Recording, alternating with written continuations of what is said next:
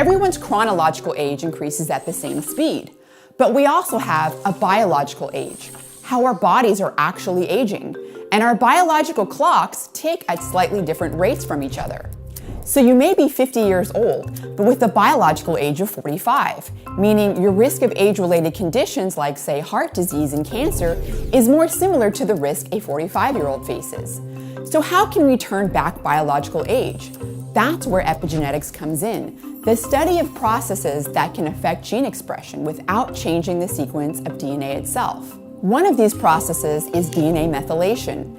Structures called methyl groups are added and removed along the length of your DNA. These can turn genes off and back on again. As you age, the methylation of your DNA changes in a predictable way, like clockwork. The speed of this epigenetic clock is slightly different for everyone, depending on your individual genetics and, to a lesser extent, lifestyle.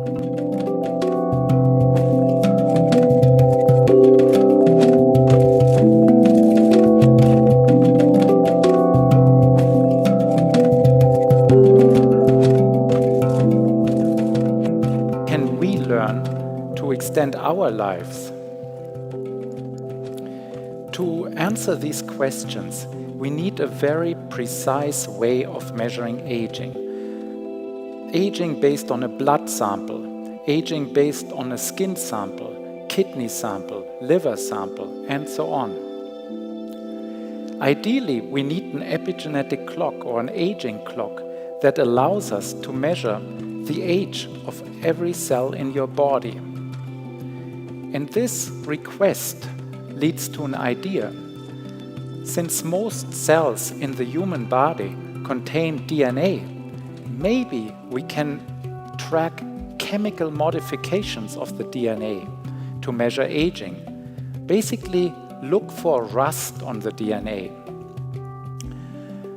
Now, chemical modifications of the DNA molecule are known as epigenetic modifications. One important epigenetic modification is DNA methylation. You can think of it as rust in the context of aging, but DNA methylation plays an essential, purposeful role during development.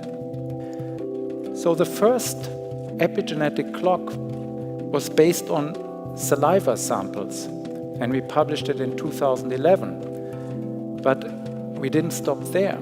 Next, I built a clock for blood, then an epigenetic aging clock for post-mortem brain tissue, and so on. And that led to an idea.